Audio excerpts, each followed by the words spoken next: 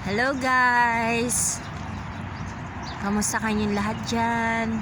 So, yung aking journey about my molar pregnancy. So, nagpa-check up na nga po ako nung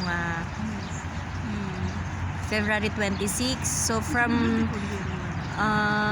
15,000 SCG ko, ngayon is 3,000 SCG ko na lang. So, I thank God kasi bumaba agad ng ang aking SCG. So, I'm not risk for cancer. I think it's help yung low carb na ginagawa ko kasi mabilis yung pag-healing. Kasi nararamdaman ko talaga na effective siya. Lalo na kapag marami kasing benefit ang low carb.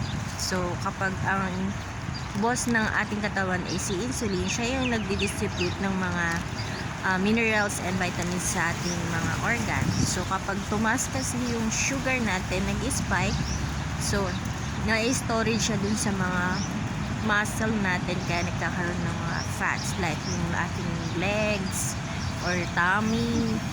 And then, nararamdaman ko din na effective yung healing sa low carb. So, paminsan nagde-dirty low carb ako. Hindi ko talaga maiwasan kasi wala pa akong 1 month.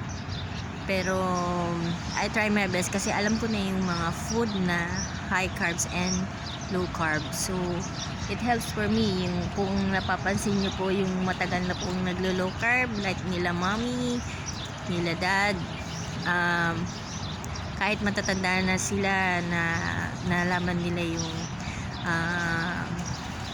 kung napapansin nila yung kanilang face na parang nagli-lift, at saka yung meron tumutugong mga new hair, yan yung mga benefits ng low carb talaga.